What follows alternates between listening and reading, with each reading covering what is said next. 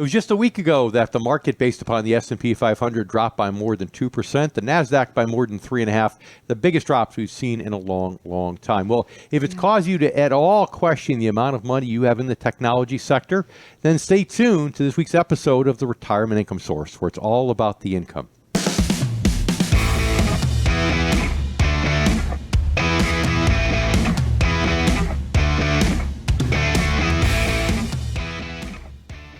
Welcome to Retirement Income Source, where it's all about the income. I'm David Scranton, here with my good friend and co-host Sarah Samuels, and today we are talking about the technology sector itself and the precipitous drop we saw on that Monday, January 27th, and is it the beginning of other things to come, and what you need to know to protect your hard-earned retirement dollars.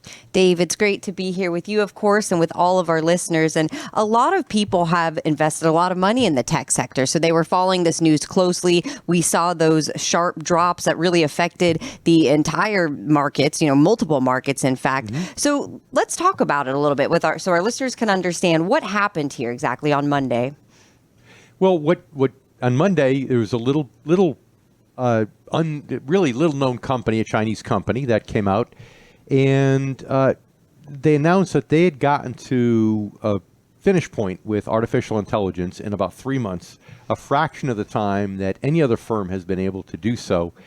And it started to put a spook in the markets that, okay, number one, are we going to lose the battle to the Chinese when it comes to artificial intelligence? But also because they seem to have done it without the most advanced NVIDIA chips that until now were believed to be necessary for this outcome, and frankly, that are more scarce. So the thing that's holding back artificial intelligence in general is the scarcity, just that they can only produce these chips at a certain pace, and they're needed, at least we thought they were needed, and now this little Chinese company supposedly came out and managed to get to that level without this. So it just spooked the markets and caused really, again, a 2% drop on the S&P and a 3.5% drop on the NASDAQ. Yep, and that's why we saw NVIDIA leading with the largest drop, actually, of around 17%. So, Dave, when we see the markets jumping up and down like this, what does that really mean? Well, it depends why it is. Like in this case, nothing else had changed. There's no other Fed news that really changed. There's no other Trump news that changed. I mean, that's been going on pretty much daily since the election, right? Right. Nothing that changed right now. It was just that one piece of news that came out that caused the markets to move, especially the NASDAQ, because the Dow was up slightly Monday, January 27th. So what's interesting is the Dow was up slightly. The tech stocks dragged down the S&P. They dragged down the NASDAQ because those are technology-laden indices. But then, of course, in the days to come, things calmed down, and the S&P and the NASDAQ came back. Yep. And this is one of those instances where you can actually point to almost one thing that affected the market so heavily. So let's get into our Ask Dave question. And I want to invite all of our listeners to call us and leave us your Ask Dave questions. All you have to do is call 800-822-1111 and leave us a voicemail with your name, number, and a brief message explaining your Ask Dave question. And if we use your question on the show, we'll send you a free copy of Dave's bestseller, Retirement Income Source, the ultimate guide to eternal income. So first up, we have Gerald out of Connecticut, Dave, your home state. And Gerald is asking the question that I think a lot of our listeners might be asking right now, which is, should I sell my NVIDIA investments? Well, Gerald, I hope you're staying warm up there in New England. It's a little cold this time of year. But regarding your question, should you sell your NVIDIA? Well, generally speaking, when something's run up several 100% in a shorter period of time as NVIDIA, you might want to take some winning off the table. Now, it could run up even further, but you never lose money by taking your chips off the table too soon. But the biggest question is, how are you diversified? So the first thing to check is, okay, if you're retired or close to retirement, how much money should I have in the stock market overall? And making sure your stock market holdings overall are appropriate as a percentage of your overall liquid assets. Number two, of those stock market holdings, make sure the technology sector is reasonable.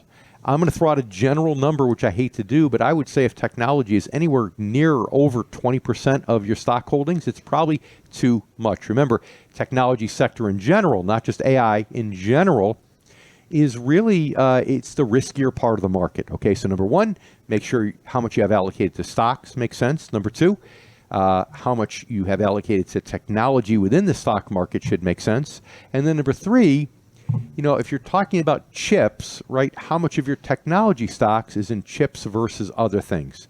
If all of your technology stocks are based upon chip companies, that could be a problem. Or if all your chip companies are just NVIDIA, maybe you want to diversify that into other chip companies. So there's several layers to this. Number one, whether or not you've made enough money, you want to take some winnings off table. Number two, if you're diversified within the chip sector. Also, if you're diversified in the technology sector, if you're diversified in the stock market, and then in and out of the stock market with other financial assets. Because again, I can't stress enough, there's a reason why we had the technology crisis that we had in the early 2000s, why the market dropped by 50%, but technology dropped by over 80, why the market recovered essentially in 7 years temporarily, but the technology sector didn't recover for 17. Okay, so if you're in retirement or close to retirement, Gerald, be careful. Gerald, thank you so much for your Ask Dave question. And we encourage our listeners to call our Ask Dave hotline and leave your question for the show. That number is 800-822-1111. Leave us a voicemail with your name, number, and your question. And if we use your question on the show, we'll send you a free copy of Dave's Amazon bestseller, Retirement Income Source, The Ultimate Guide to Eternal Income. You're listening to the Retirement Income Source, where it's all about the income. I'm Sarah Samuels here with David Scranton. And if you got a little nervous last week when you saw the markets take a bit of a wild ride earlier in the week, well, this show is the antidote, because we're talking about why that happened, really focusing on the tech sector, Dave. And I think you had some great advice for our last Ask Dave question here from Gerald, where really you said, hey, if you want to invest in tech, you got to diversify. You have to diversify within the tech sector and also make sure you're not overloaded in the tech sector. Stocks shouldn't be all of your portfolio if you're retired or close to retirement. In fact, in most cases, less than half. And like I said, if there's any more than 20% of your stock portion in technology, it's probably too high because, people forget, right? It's been a quarter century now since the technology bubble started to break. And we hit bottom in the end of 2002 or beginning of 2003, depending upon how you want to calculate it. So even that's over 2 decades. Yeah. And it hasn't happened in a while, and it may never happen, in the lifetime of our listeners. I can guarantee it will happen again. Will it happen in your lifetime? Well, who knows? But the question becomes, is it worth the chance, right? It's a risk. Yeah. And, when you realize if you're overloaded in technology, you can have a major loss. If you were here in 2007, 2008, you're overloaded in the financial industry. Well, you're really nervous also if you're retired. So when you get close to retirement, you've got to be careful. You've got to be diversified. You've got to stick to fundamental things. So bottom line is, to me, it's not so much of an issue about, is it all over now? Is it, should you sell your tech stocks? Well, no, it goes about getting back to fundamentals and getting back to basics. So coming up, we're going to talk more about the markets, and is the market overvalued? Is the tech sector overvalued? And more importantly, what you need to know to protect your hard-earned retirement savings. I'm David Scranton, here with Sarah Samuels, and you're listening to the Retirement Income Source, where it's all about the income. Welcome back to the Retirement Income Source, where it's all about the income. I'm Sarah Samuels here with David Scranton, and today we're doing a little bit of a deep dive on what we saw in the market roller coaster last week, especially the beginning of last week on Monday, what we saw S&P 500 take a dive, as well as the NASDAQ. S&P was down 2%. The NASDAQ was down 3.5% on Monday. And really, it was all due to a new Chinese AI company that came out called DeepSeek, and they spooked the markets because they're able to produce the chips. It looks like they're able to produce the chips a lot faster than NVIDIA has been able to, which is NVIDIA's been leading really with the gains. Well, they don't need the most advanced chips for artificial intelligence that everyone's thought you've needed, that only NVIDIA can provide. So if they don't need the most advanced chips, well, then you can buy chips from other sources, get them quicker, get them less expensively. And that's why DeepSeek supposedly came out, was able to, in 3 months, do what it took other companies 2 years to do. So the question is DeepSeek for real, or is it a deep fake? DeepSeek, deep fake. Yeah, and we don't know. We don't know for sure, and that's part of what spooked the markets. I think that's part of the reason the markets recovered so much later on in the week, because they said, okay, this is bad news. We got spooked. We overreacted, and things now, have potentially recovered. It's not as bad as we think. This may not even be real. And that's true. But to me, what it shows is that, look, Sarah, if a sector is undervalued, it's not going to react in extreme a fashion as it did because of bad news, right? But because the stock market's overvalued, right? I've said before how Eric Byrich, who's our co-CIO on the equity side, the stock side for our firm, he says he thinks the stock market at this point is somewhat overvalued. Not extremely, but somewhat. So when the stock guy says the market's somewhat overvalued, that's saying something, right? Yeah. And then when we see these it go up and down like this, you say that's more evidence that it is overvalued. Well, and you see tech stocks being more overvalued than the market overall. So then when you see a little bit of bad news and you see this overreaction, the jitteriness, the skittishness of the market, it tells me that you've got to be careful. It is potentially overvalued. And we saw this, and I don't want to say there's another tech bubble bursting. This is another 2000. Maybe it is, maybe it isn't. Who knows? But I remember we had a couple things in 1998 and again in 1999 with big pullbacks on skittish information like this. I remember August and October of 98 when this happened, and the market ran up for another year and 3 months before we had the bubble burst. Yeah. So you just got to realize that this is shooting an arrow across the bow, and we've got to take it seriously. Good chance to make sure you're allocated properly and your portfolio is not too risky, too overweighted toward the technology sector, or especially AI. Yep. And if any of our listeners are worried about in their retirement portfolios, I invite you to call our Ask Dave hotline. That number is 800-822-1111 and leave your name, your voicemail, and a phone number along with your Ask Dave question. If we use your question on the show, we'll make sure that you get a free copy of Dave's new book, Retirement Income Source, The Ultimate Guide to Eternal Income. Our next question comes from Debbie in Connecticut. Debbie says, Connecticut again. Another Connecticut. What's going on here? Yeah. I've got a following in Connecticut. Well, our show is airing in Connecticut. Yeah, our show is airing all over Connecticut. We love our Connecticut listeners. So Debbie, thank you for sending your question. Debbie says, I'm going to need a lot of income in a few years for retirement. I think we've saved enough, but I really wish that we had saved more. Will being more aggressive in tech help make up for it? Well, Debbie, I know exactly what you're thinking. You are thinking that, okay, we're going to be okay. We can use some buffer.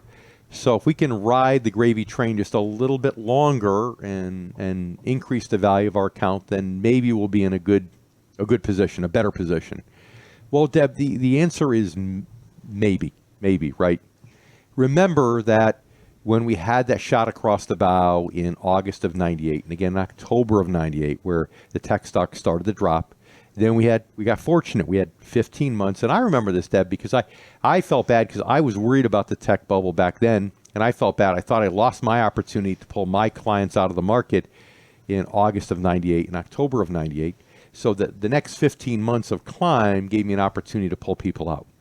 But eventually, when the drop hit, it was pretty significant. So the problem is, if a drop hits and you're not pulled out in time, then remember, the drop might not be 50% like the overall market. It could be 80% or more because you're in the idea, in theory, the riskier part of the market.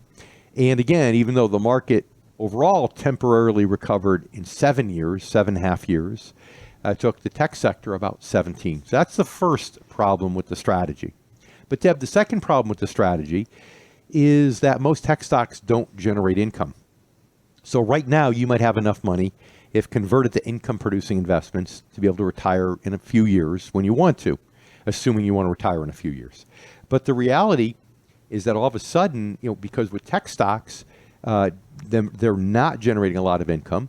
If you have a decent amount of tech in your portfolio, then you won't be getting the right income. And if, again, tech drops and you can't switch it to income-generating investments in time before the drop, then it might be too late. You might have to work another 5, 10, or even 15 years. So the problem is, number one, understanding how deep the trough could go when you're lopsided with your allocation and how long it might take before it comes back. But number two, the fact that tech stocks in general are fundamentally not appropriate for somebody as close to retirement as you are. Why?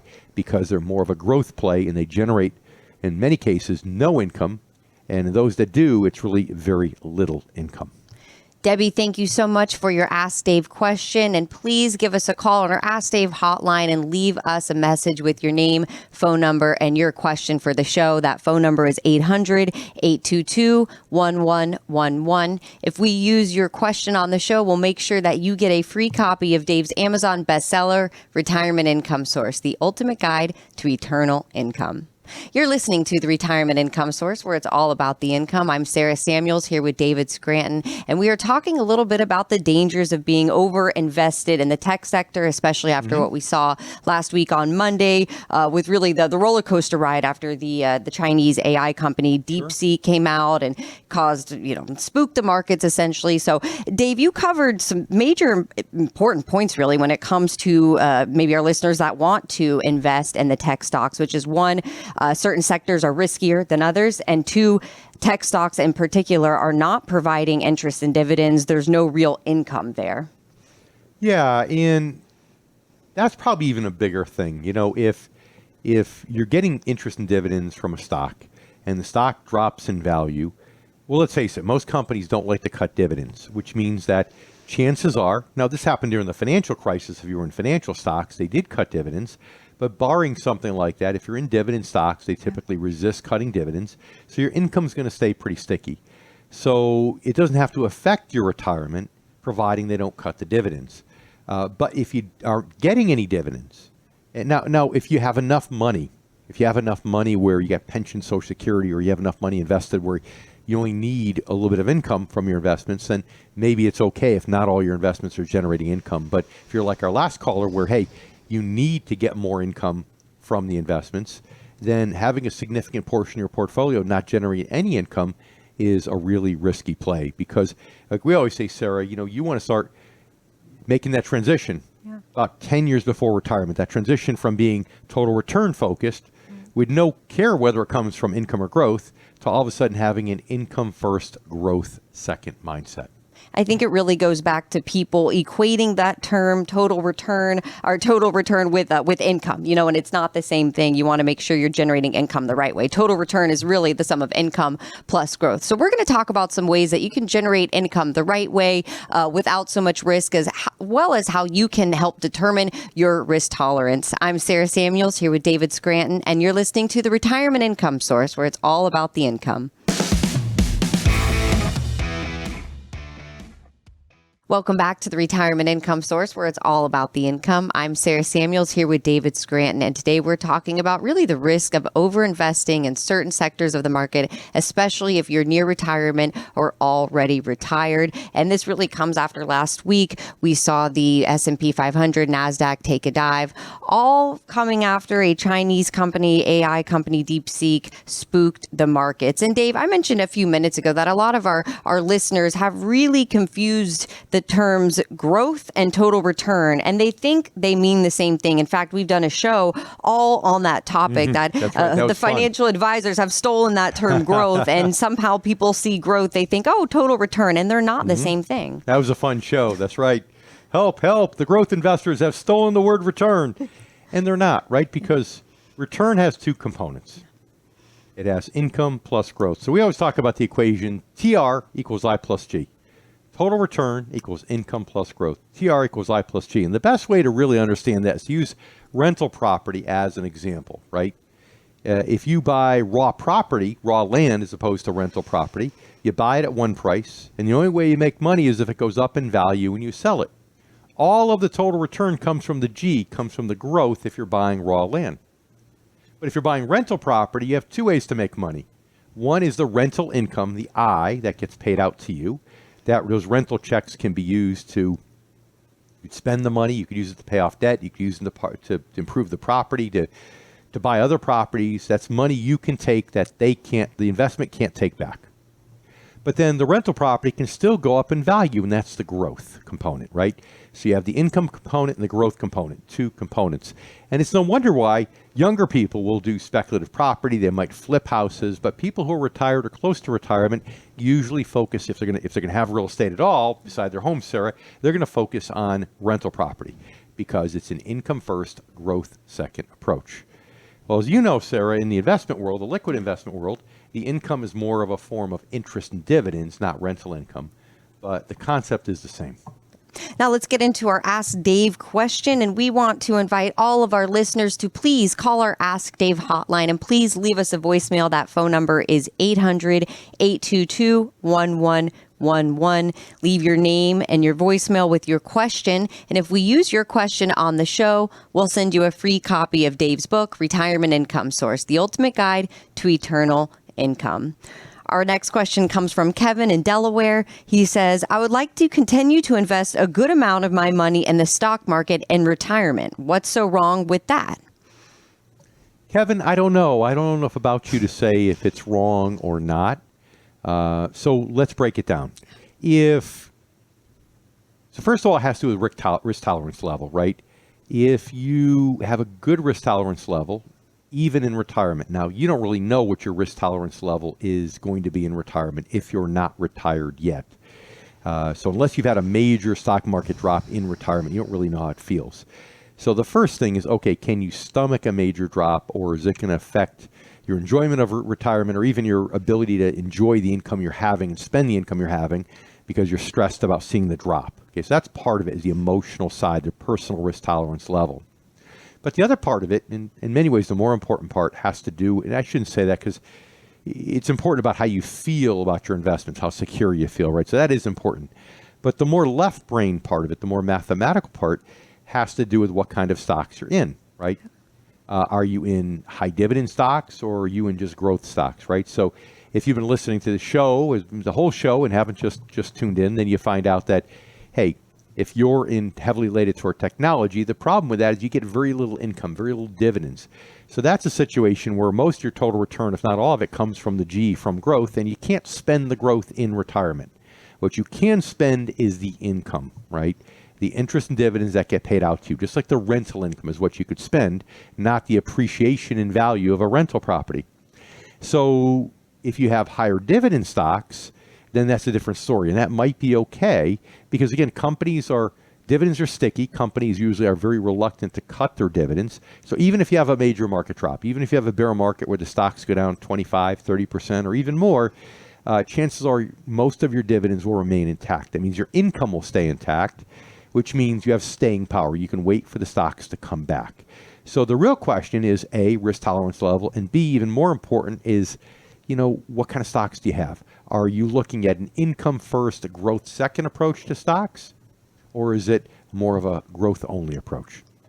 Kevin, thank you so much for your Ask Dave question. And if you have a question you would like to submit to the show, all you have to do is call the Ask Dave hotline. That phone number is 800-822-1111, and leave us a voicemail with your name and phone number and your question. And if we use it on a future show, we'll make sure you get a free copy of Dave's best-selling book, Retirement Income Source, The Ultimate Guide to Eternal Income. You're listening to the Retirement Income Source, where it's all about the income. I'm Sarah Samuels, here with David Scranton. And if you are near retirement or in retirement, there are a lot of dangers associated with overinvesting in certain sectors, especially sectors that tend to be a little bit riskier, like tech, as well as investing in sectors where you're not really making income. You're not investing in high dividend value stocks, for example. So, Dave, you mentioned determining your risk tolerance level. For our listeners that maybe aren't retired yet, what are some ways that they can really help determine that without actually having gone through potentially losing money in retirement? Well, that's a really difficult thing. And part of it is to talk to people who are retired and who maybe seen a major drop and how it's made them feel. Because the reality is, if you're not retired, you don't know what it's like. I mean, number one, you don't need your money when you're still working, right? So if you see it drop, it doesn't affect you as much as if you're retired and you do need that money now. But moreover, if you're still adding to the money in retirement, the drop doesn't seem as precipitous because you're adding money, the account's not dropping as quickly. And if you're a reasonably astute investor, you know that you're dollar cost averaging, which means you're taking advantage of the market drop. You're putting more money in when it's down. Those are all good things. But in retirement, you're not doing that. In retirement, even if you're living off the I, if you're living off just the income, but you see that account go down, you have to think about, okay, I retire, I've got $1 million. I'm spending the income, 40, 50,000 of income. Life is good, but it drops to 900. Am I still going to feel comfortable spending the money? Next month, I open up the statement, it's at 800. Am I still going to feel comfortable? Maybe next month, 700. Where's that pain point? Where's that point at which you say, I'm no longer comfortable spending the income that I'm getting out of fear from watching the account balance drop every month? And that'll tell you where your stopping point is. And then you could back into the appropriate asset allocation for you based upon that risk. And I think that's a huge risk that our listeners might really be underestimating, because when I talk to our retirement income source advisors, they tell me every day they see clients who say, yeah, I feel good about my portfolio. And then when they walk through it, they see that they are absolutely not properly allocated for retirement for their stage in life. They are still in growth mode when they really need to be in that transition mode or in that income first mode. And they're not allocated right for the risk Right. they're taking. That's right. So they're not in the right emotional place, the right brain place. But from the left brain standpoint also, let's face it, it's easier to invest for growth stocks than it is high dividend value stocks. And a lot of people don't realize that, but you get a stock that's got some good momentum, the Nvidias and the Amazons and some of those. It's easy to see the momentum upward, just buy it and just hold it and say if it starts to drop, I'll sell, right? Or even better, put stop losses in so it sells automatically. That's pretty easy, believe it or not, the growth investing. The problem with dividend investing is you're trying to find value stocks. You're trying to find stocks that are undervalued for a reason, so they're paying higher dividends, and it takes a lot more research. It's not just riding a trend. It's doing a deep analysis, deep research into the company, and why is the company down in value, and why is the dividend artificially inflated because the price is down? Is it down temporarily or down permanently? And that's where it becomes really difficult to do this at home, which is why most people just become momentum investors, growth investors, and they buy the hottest trends. But what goes up the fastest can go down the fastest. Don't try this at home necessarily. Well, thank you so much for listening to this episode of Retirement Income Source. And again, if you have a question for our Ask Dave hotline, we encourage you to call us at 800-822-1111 and leave us a voicemail with your name, number, and your question. And you could receive a free copy of Dave's latest book, Retirement Income Source, The Ultimate Guide to Eternal Income. And most important, we hope that you're here with us next week. Same time, same station. I'm David Scranton here with Sarah Samuels, and this is the Retirement Income Source, where it's all about the income.